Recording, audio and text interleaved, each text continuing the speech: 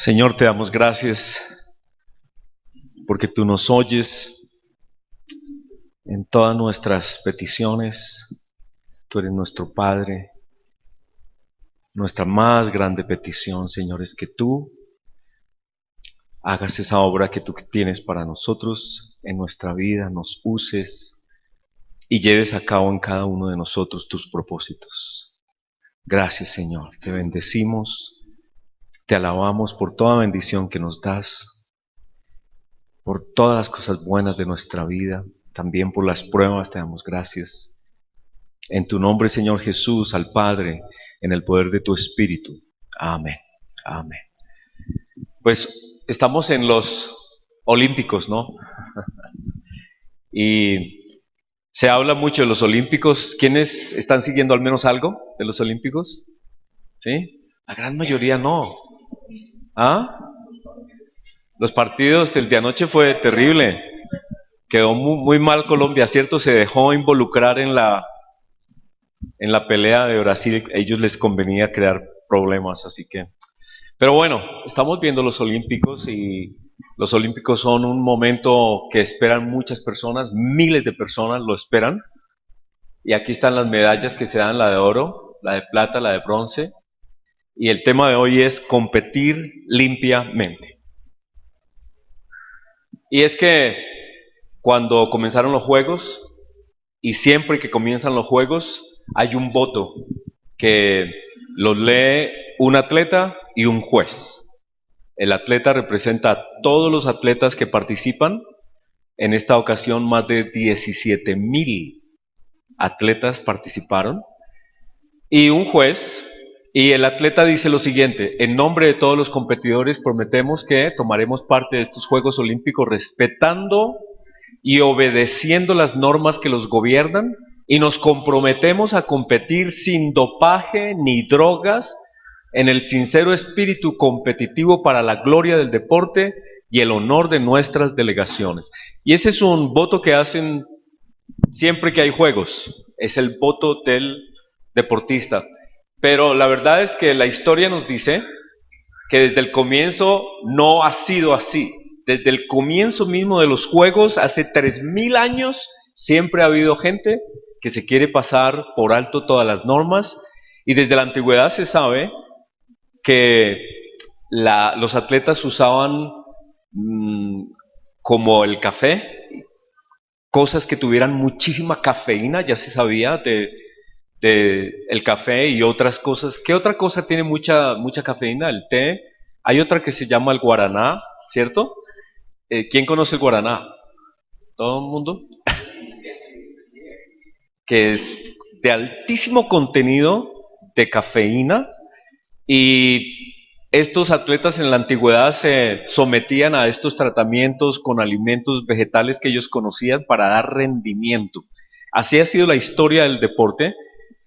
Y muy recientemente, por ejemplo, en los Olímpicos de 1984 en Los Ángeles, una dama que se llama, todavía está viva, Madeline de Jesús, le pidió a su hermana gemela, que también era atleta, que la reemplazara en unas competencias porque ella no se sentía bien.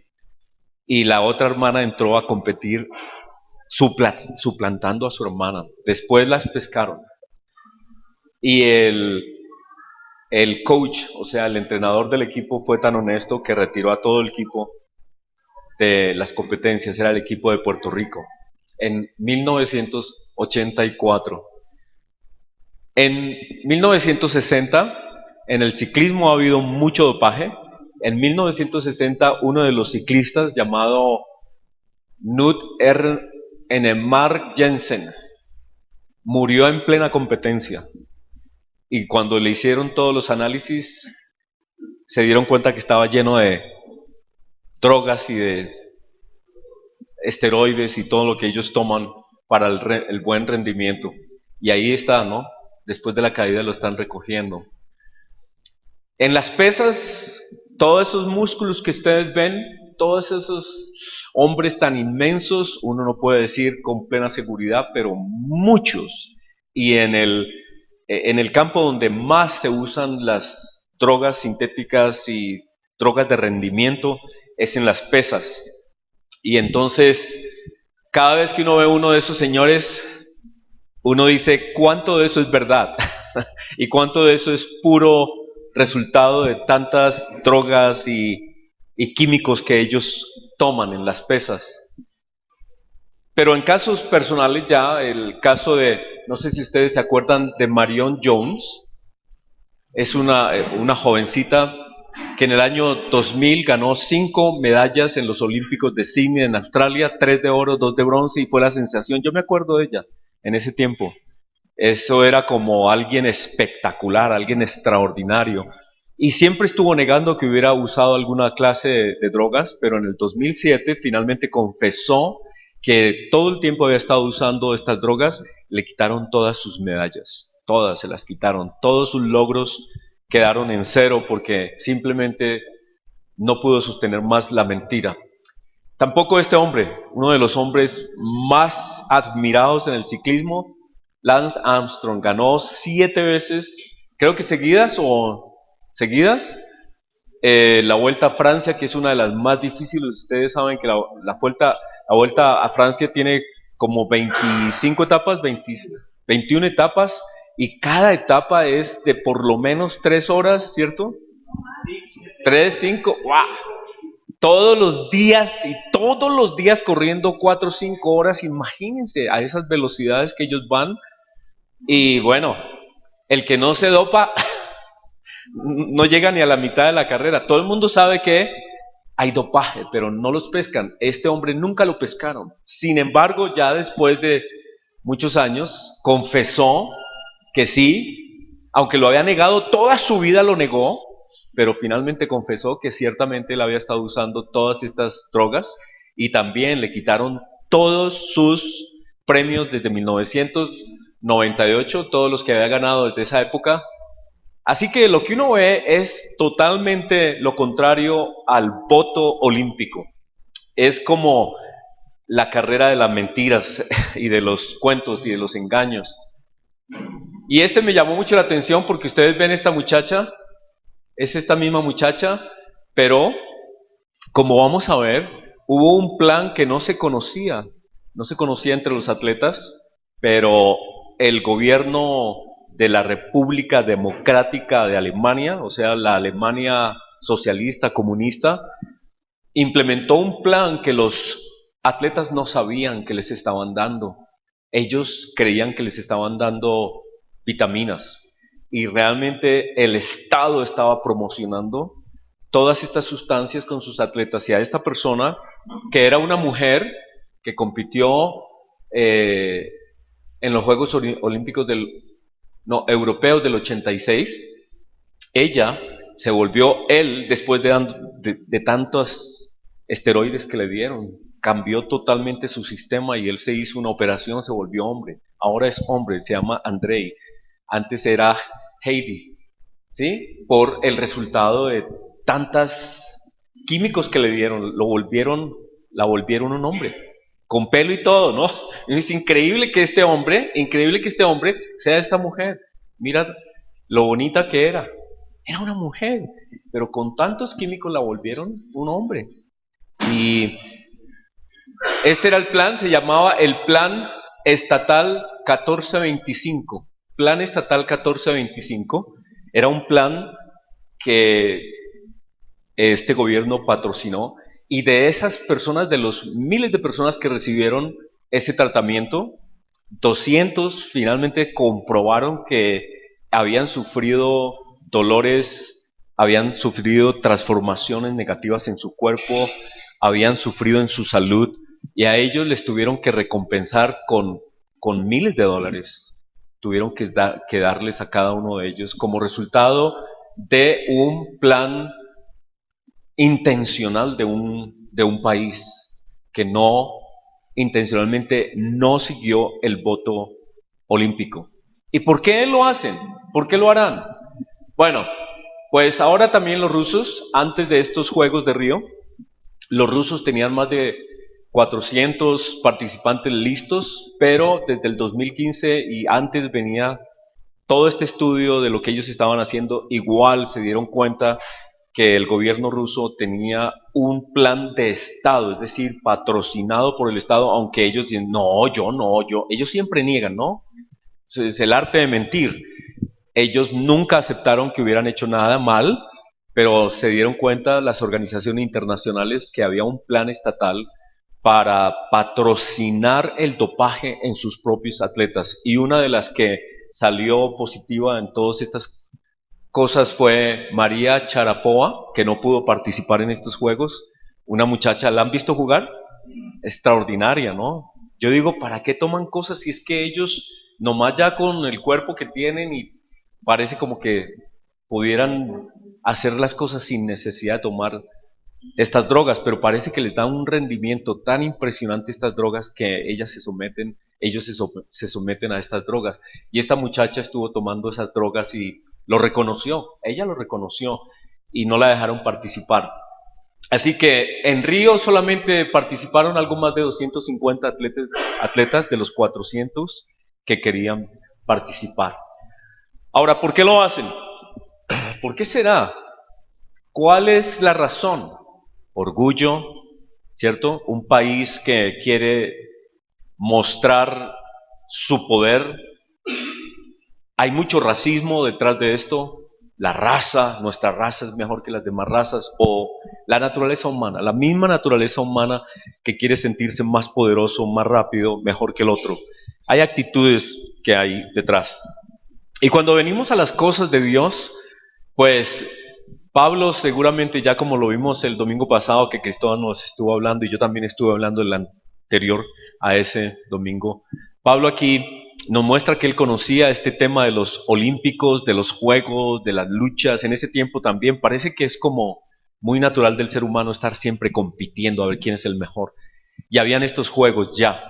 Y Pablo usa ese tema del correr, ¿no? Hay muchas figuras cuando uno entra en internet de cómo corrían en el pasado, qué era lo que, esta mentalidad de competir, y hay muchas imágenes, hay muchos dibujos acerca de cómo competían en la antigüedad. Y Pablo dice a los Gálatas, a los hermanos de la iglesia, a los que han creído, les dice, hermanos, ustedes corrían bien, ustedes corrían bien. ¿Quién les estorbó para no obedecer la verdad? ¿Quién los sacó de la verdad? Y entonces a mí me llama mucho la atención esto porque es como que ellos eran unos buenos deportistas, ellos tenían el deseo de competir bien, así como estos atletas tal vez de Alemania o de Rusia o de cualquier lugar donde hay planes estatales.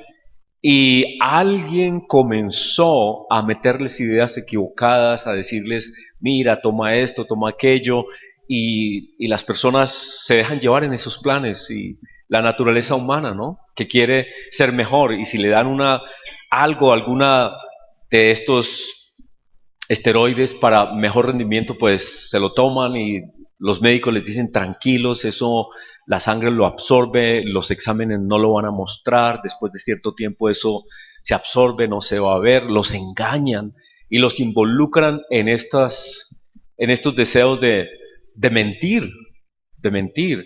Y Pablo dice, mire, ustedes estaban corriendo bien, ustedes comenzaron bien, cuando llegaron a la iglesia, cuando llegaron al Evangelio, llegaron con un sentimiento limpio, cristalino, creyeron bien, todo bien, pero Pablo se encontró que algo estaba ahora terriblemente mal.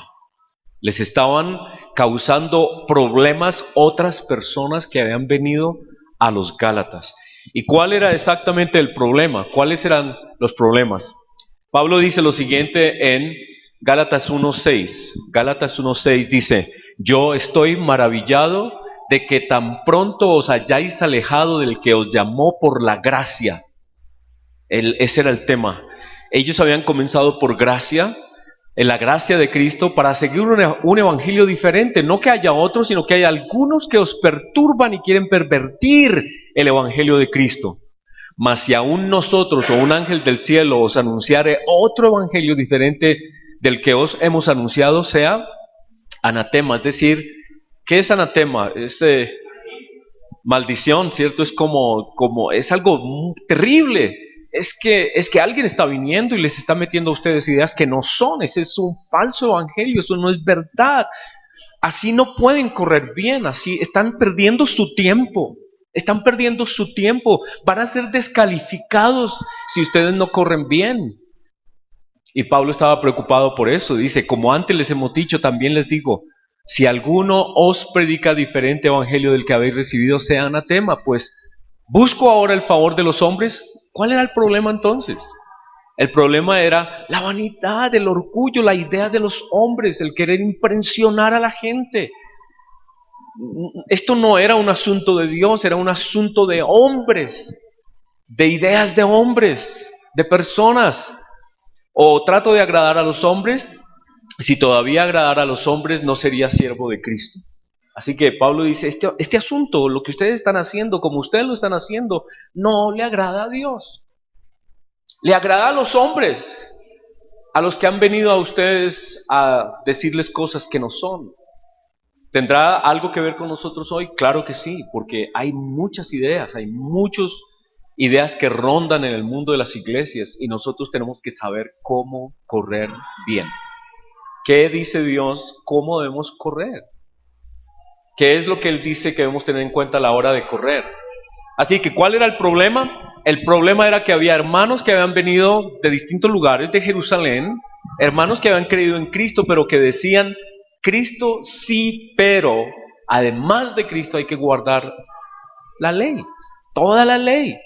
La ley es que en Gálatas 3:10 dice, porque todos los que dependen de las obras de la ley están bajo maldición. Pues escrito está, maldito todo aquel que no permanece en todo lo que está escrito de la ley. Es decir, si ustedes se meten con la ley, les dice Pablo, si ustedes se meten con la ley, y esto es lo que está pasando, que hay personas que están viniendo y les están imponiendo a ustedes cosas que ya no hay necesidad de seguir. Y si en apariencia muy buenas esas cosas les imponen ciertas partes de la ley, ustedes están comprometiendo a guardar toda la ley, porque la ley es un paquete, no podemos sacar un pedacito y guardar pedacitos de la ley. Si ustedes se ponen a meterse con la ley y a guardar días, y a guardar cosas y comidas y la circuncisión y los días santos y una cantidad de cosas que tenían todas que ver con el templo, si ustedes se meten con 2 o 3 de esas cosas, ustedes están obligados a guardar toda la ley. Todo. Se devuelven al Sinaí. Se devuelven a la ley. Y entonces, por eso es que hoy en nuestros días hay organizaciones enteras de millones de personas.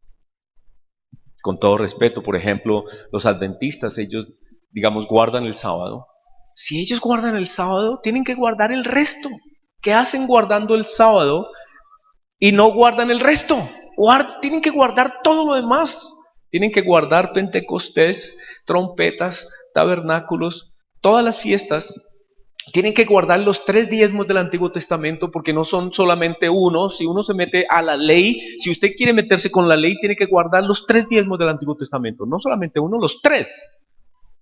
Y si tiene que guardar los 3 diezmos del Antiguo Testamento, uno de esos diezmos era para guardar las fiestas, para asistir a las fiestas. Así que todo está encadenado. Usted se mete con la ley o se sale de la ley completamente y confía en Cristo. Y eso es lo que Pablo les dice, ustedes corrían bien. ¿Cuál fue el evangelio que oyeron cuando yo vine?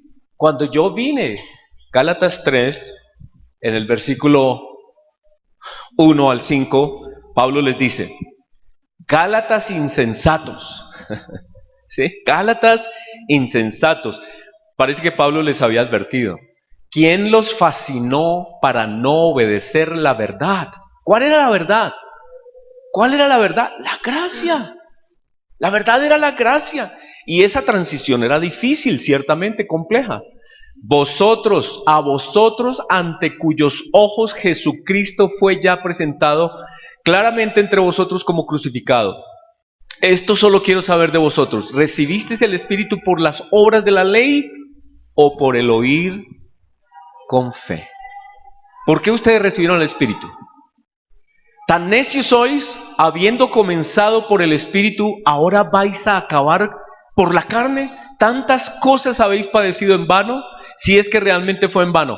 Aquel pues que os suministra el Espíritu y hace maravillas entre vosotros, ¿lo hace por las obras de la ley o por el oír con fe? Y Pablo les dice, ustedes comenzaron bien. Cuando yo vine, yo no les prediqué absolutamente nada de circuncisión, ni de sábados, ni de fiestas, ni animales limpios, ni impuros, ni de todos los requisitos de la ley, ni del primero, del segundo, del tercer diezmo. Yo no les prediqué nada de eso, nada. ¿Qué les prediqué yo? A Cristo. ¿Y ustedes cómo respondieron? En fe, por gracia, aceptaron su salvación por gracia. Yo no les puse ningún requisito de nada de eso. Y ahora vienen estas personas, les están diciendo que ustedes se tienen que circuncidar y guardar la ley, y a ellos les están creyendo. Ellos son los que son estorbos en su carrera. Son estorbos en su carrera. Así que Pablo les dice, están abandonando la gracia. ¿Y saben por qué? Porque es que la gracia es un tema tan delicado, tan difícil, que mucha gente no alcanza a entender. Yo he conocido personas que estuvieron supuestamente en el Evangelio y que supuestamente lo habían entendido y ahora tienen cachumbitos de judíos, ¿sí? En una ocasión me invitaron a una iglesia, me han invitado a iglesias donde esos movimientos se han dado y hemos hablado aquí con personas también, gente nueva, que nunca abre la Biblia y de pronto la abren en Éxodo 20 y dice, 6 días trabajarás y harás en él todas, ¿no?, tu obra, pero el séptimo día y dicen, ¡ay, el sábado hay que guardarlo! Y comienzan a guardar el sábado. Y entonces me han puesto en comunicación con las personas porque yo guardé el sábado durante más de 20 años. Y quieren saber cómo hicimos esa transición. Pero ¿saben qué? El problema de la ley es que es tan atractiva la ley, es tan bonita, es tan agradable, porque este tema del sábado, ustedes saben que el sábado entre los judíos comienza el viernes, ¿no? Porque los días no se cuentan como nosotros los contamos. Y el viernes por la noche esa cena y con velitas y todo tan bonito. Eso suena preciosísimo, pero ¿saben qué? Esa ley los va oprimiendo poco a poco como a nosotros nos sucedió. Y eso lo va trayendo a uno y cada vez uno encuentra más cosas para hacer. Hasta que uno llega a decir que uno no puede usar ropa mezclada, porque en el Antiguo Testamento dice que se debe usar solamente un hilo para la ropa. Y cosas por el estilo. Y va como envolviendo a estas personas, y gente que se suponía habían creído y habían entendido la gracia, terminan con cachumbitos, de verdad, como los judíos, se creen judíos. Y es que hay otras maneras de llamar a la gente, dicen, dime qué apellido tienes tú. Los Rodríguez, esos son judíos que llegaron de España, esos son judíos, hermano, vuelve a tus raíces, les dicen. Y hay una lista. No sé si a ustedes les llegó por Facebook, a mí me llegó por Facebook. Se supone que yo, Barrero Escobar, judío hasta morir, ¿cierto? Y Salinas también judío. Eso es orgullo, ¿no? Apelan al orgullo y a la vanidad de las personas. Y entonces dicen, es que usted desciende de judíos, porque muchos judíos llegaron aquí a estos países huyendo de la persecución. Tú eres judío, hermano, tú eres de Israel, vuelve a tu raíz. Y la gente cuando le dicen que es judía se siente como de mejor, se sienten superiores, ¿no? Y quieren volverse judíos. Y tengo hermanos que estuvieron con nosotros durante muchos años que hoy, mire, yo cuando me dijeron que yo era judío, me miré al espejo y dije, no puede ser. No creo, hermano. Yo soy indígena, hermano. Yo qué judío. ¿Sí me entiendes? Pero hay hermanos que caminaron con nosotros durante muchos años que hoy son judíos. Es decir, asisten a la sinagoga. Otros se volvieron musulmanes también. Se volvieron musulmanes. Tengo una familia que asistió a nuestra iglesia durante muchos años, musulmanes. Y su hijo, uno de sus hijos, estudió en Arabia Saudita. Y es imán, ¿no? Así que esas cosas comienzan cuando las personas no se dan cuenta del valor de la gracia y no entienden la gracia. Y parece que los Gálatas no comprendieron la gracia. Y Pablo le estaba diciendo, hermanos, ¿ustedes qué les pasa? Comenzaron por el Espíritu, ahora quieren volverse a la carne, a la ley. No está bien. Pero lo que las Escrituras nos dicen es que en la vida del cristiano hay muchas cosas que nos impiden correr bien. A unos era la ley, a otros era el engaño y la mentira, como Ananías y Zafira. ¿Se acuerdan de Ananías y Zafira? ¿Qué les pasó? Por pura vanidad y orgullo ante la iglesia, mintieron para hacer creerle a la iglesia que ellos estaban haciendo grandes obras, cuando en realidad era una mentira y un engaño. Otros, el problema de ellos son los sectarismos y las divisiones, son las cosas que les impiden correr bien. Y unos decían yo soy de Pablo, otros decían yo soy de Pedro, y otros decían yo soy de Apolos, y otros decían y yo soy de Cristo, ¿no? Es decir, yo no me someto a nadie. Y otros, las peleas personales son un problema que tienen en la iglesia. No se pueden llevar bien con otras personas. ¿Cómo era quién? Estas señoras Evodia y Síntique. Perfectos nombres para una muchachita, ¿no? Evodia y Síntique. No se podían ver y Pablo incluso quedó en las escrituras. Pablo le dice a Timoteo, creo que es que le dice, mira, haz que ellas se pongan de acuerdo, porque tenían dividida la iglesia entre ellas dos, eran dos líderes, pero tenían la iglesia dividida, unos estaban con una y las otras personas estaban con la otra y estaban agarradas y la iglesia estaba sufriendo por esa pelea entre ellas dos. Y nosotros con Paulita sabemos que hay cosas en las iglesias que a veces dividen las iglesias de una manera impresionante. Un noviazgo. Yo les he contado un noviazgo, dos familias en la iglesia, dos familias importantes en nuestra iglesia. Les estoy contando del pasado, ¿no? Gente que ustedes no conocen, pero eran dos familias muy lindas, muy lindas estas familias, pero la mamá del muchacho, de un muchacho, desde chiquito, vio a otra chiquita de la otra familia y dijo, esta chiquita es para mi hijo. Y el papá dijo, nunca, el papá de la niña dijo, nunca. Y qué peleón toda la vida en la iglesia. Dividieron la iglesia. Pues no que la iglesia se hubiera dividido, pero sí estaban divididos. El asunto es que llegaron ya grandecitos los muchachitos, se enamoraron los dos muchachos y la familia de pelea tenaz.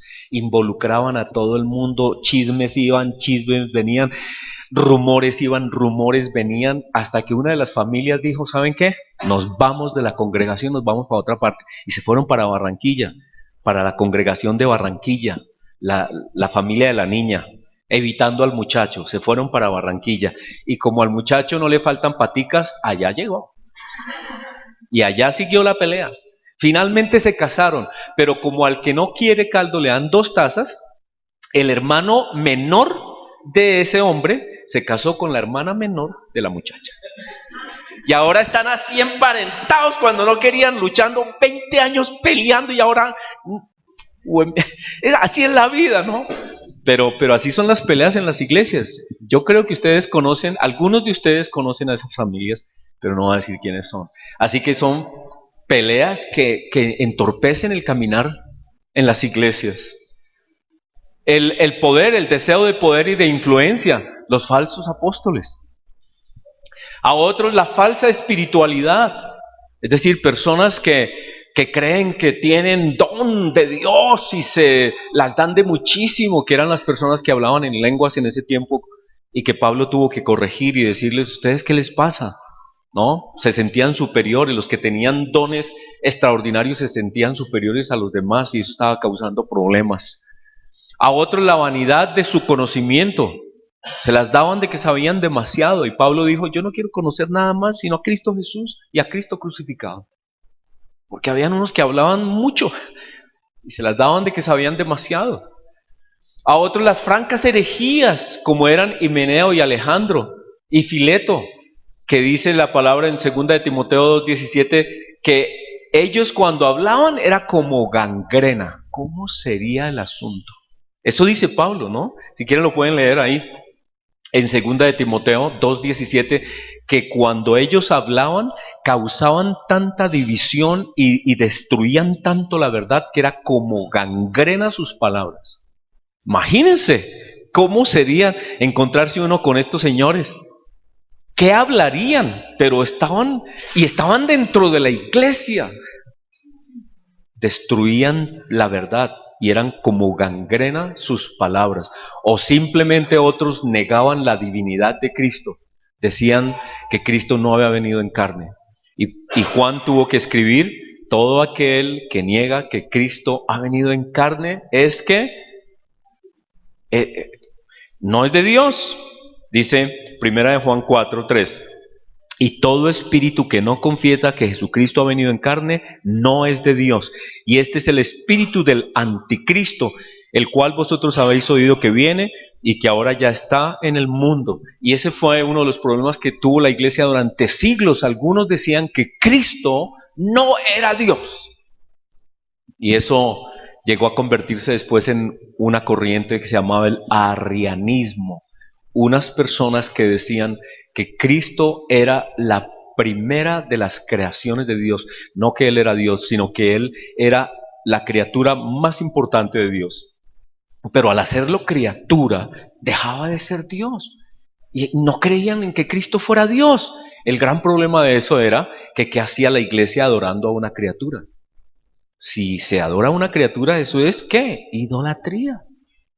Pero estos decían que no, que Cristo no era Dios, que Dios no podía dividirse así de esa manera.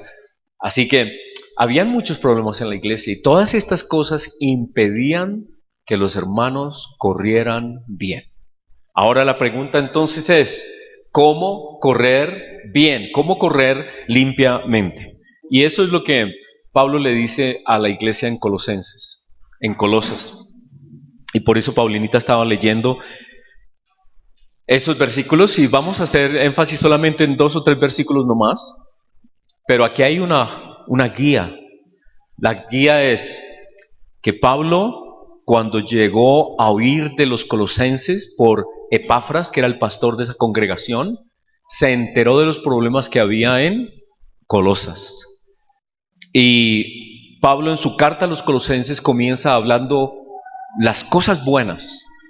¿Cuáles eran las cosas buenas? Habían creído en Cristo. Muy bien, pero allá en Colosas habían muchos problemas, como los que acabamos de ver. Problemas, dificultades, malos entendidos, desviaciones de la verdad, herejías. Había una cantidad de problemas. Y Pablo entonces nos dice, cuando responde, cuando le escribe a esta iglesia, él explica lo que nosotros debemos saber. ¿Qué les dice? Siempre orando por vosotros. ¿Cuál era la labor de Pablo y la labor de todo hermano maduro en la fe, de todos los que hemos comprendido la gracia? Orar por la iglesia, orar por la iglesia. Dice: siempre orando por vosotros, damos gracias a Dios Padre de nuestro Señor Jesucristo, habiendo oído de vuestra fe. Entonces lo primero que Pablo dice es: qué bueno que ustedes han creído en Cristo Jesús. Qué bueno, y doy gracias a Dios porque han creído en Cristo Jesús. Eso es importantísimo. Segundo, y del amor que tenéis a todos los santos. Ese es el otro tema. El otro tema es que en la iglesia debe haber este amor que es un respeto entre nosotros, no es un amor, una cosa etérea por allá que no tiene como asiento en la realidad. No, el amor es respeto entre nosotros, es hacer todo lo que es bueno, lo que es debido, lo que es de buen nombre, es tratarnos bien, respetuosamente, no ser confianzudos, no es obedecer las normas de Dios en nuestra relación con el prójimo. Y parece que los colosenses tenían eso. Había un ambiente lindo en la iglesia y Pablo dice: ese es el camino, eso es correr bien, eso es correr bien. El creer en Cristo, el amor que ustedes tienen. ¿Por qué tienen ese amor? Porque ustedes han entendido la esperanza. Entonces, el otro tema es, para correr bien, es tener clara nuestra esperanza. ¿Qué espera usted? ¿Cierto? Y estos son temas que hemos tratado ya en sermones también, pero ¿tienen ustedes clara cuál es su esperanza? ¿Cuál es la razón por la cual usted es cristiano? ¿Está aquí por alguna cosa temporal? ¿O está aquí porque ha creído que hay un mundo después de la muerte? ¿O que la muerte no es el fin de las cosas, que hay algo mejor, que Dios tiene promesas para nosotros? Y Pablo les dice: Ustedes ya tienen clara esa esperanza que les está guardada en los cielos, de la cual ya habéis oído por la palabra verdadera del Evangelio. O sea que Epafras, el pastor de la iglesia en Colosenses, en Colosas, les había hablado de Cristo, de la fe en Cristo, del amor, de la esperanza, y ese era el Evangelio verdadero. Y ellos estaban ya con el fundamento del Evangelio. Estaban bien. En esos temas Pablo les dice, ustedes están bien. Entonces, la pregunta para nosotros es, ¿cómo estamos corriendo? ¿En qué estoy bien? ¿Estoy bien? Pregunta. ¿Estoy bien? Pregúntense. ¿Estoy corriendo bien? ¿Cómo dice, al menos en este libro, que debemos correr bien? Así que tenían el verdadero evangelio. ¿Tiene usted el verdadero evangelio? ¿Comprende usted lo que es el verdadero evangelio? ¿Sabe lo que es el verdadero evangelio? Si le preguntáramos ahora, ¿qué es el evangelio? Diría, ¿qué es el evangelio?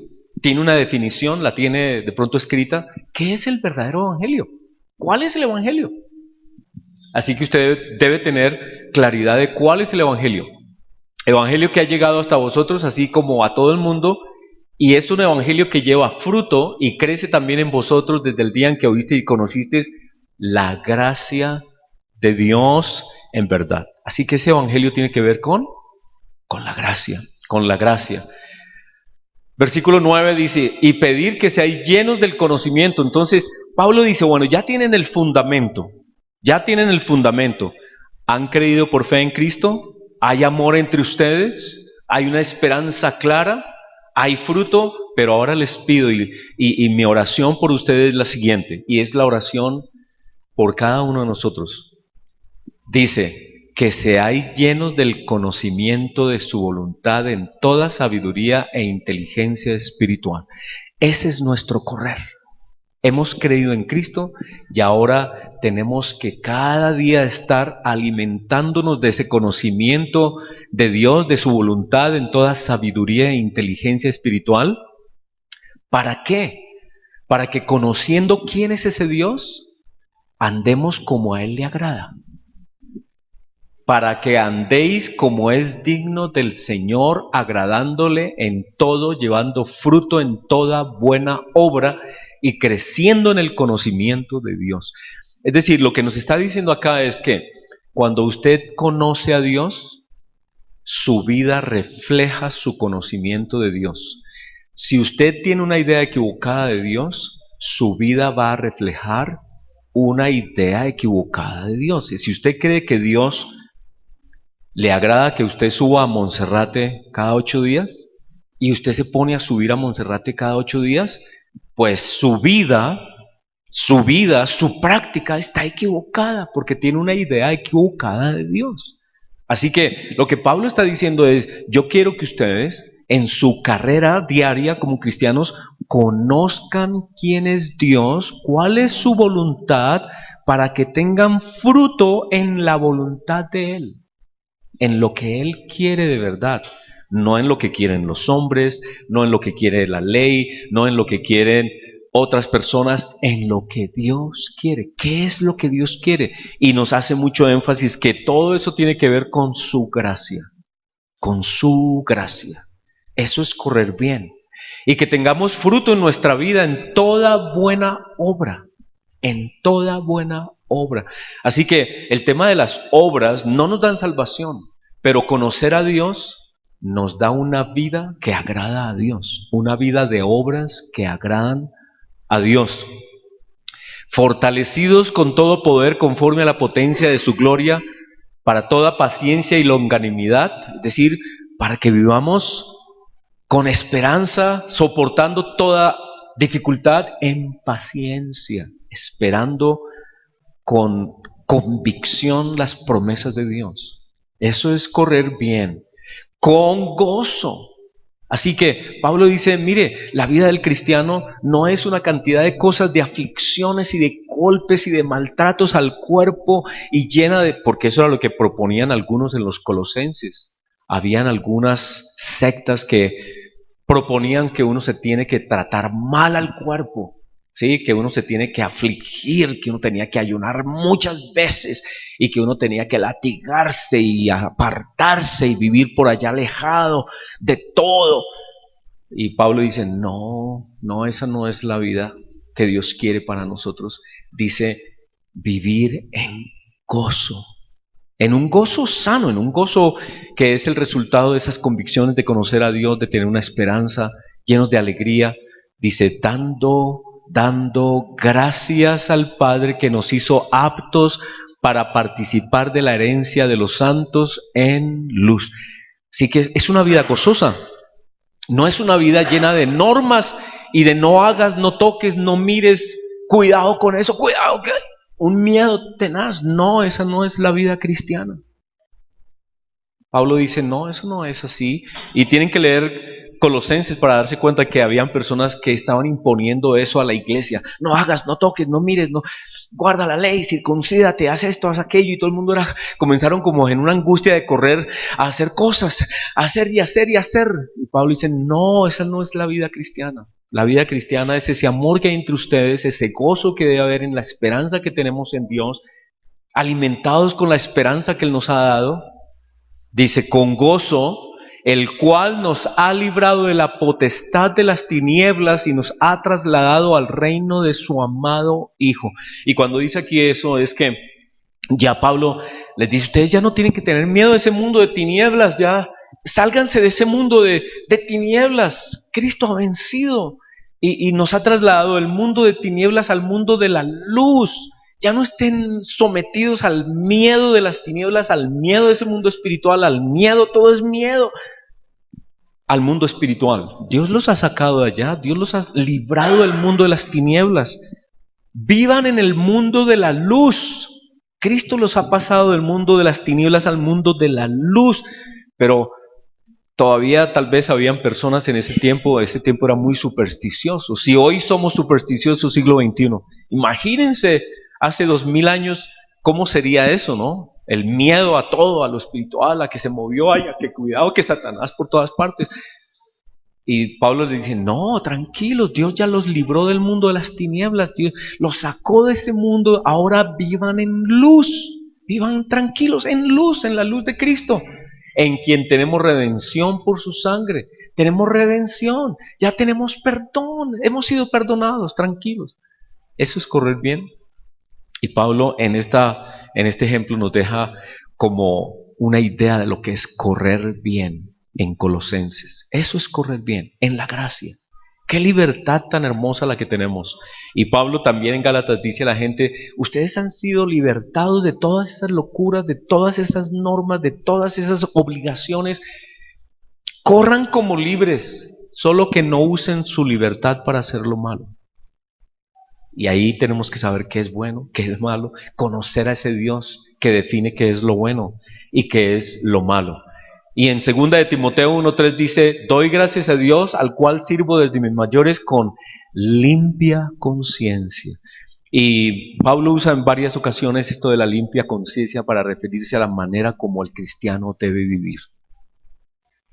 ¿Cómo debemos vivir? Cuando nosotros entendemos una verdad, saber, entender que tenemos que obedecerla, tenemos que obedecer esa verdad, pero es una verdad de gracia, fundamentada en la gracia. Limpia conciencia es que nosotros somos moldeables a lo que Dios hace en nuestra vida y hacemos lo que sinceramente hemos entendido acerca de Dios. Vivimos con una limpia conciencia en el sentido de que la conciencia no nos acusa de que estamos en actitudes, motivaciones, deseos equivocados.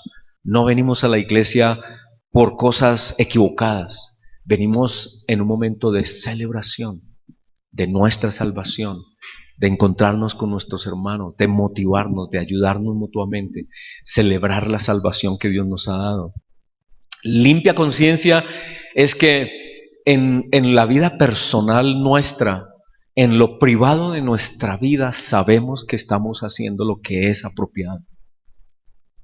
Limpia conciencia es que somos congruentes entre lo que se nos ha enseñado y lo que hacemos. No hay hipocresía entre lo que sabemos que tenemos que hacer y las cosas que realmente hacemos. Limpia conciencia es ser íntegros, es ser sin fisuras, sin divisiones, sin hipocresías, sin dos tipos de personalidad, una en la iglesia, otra en la casa.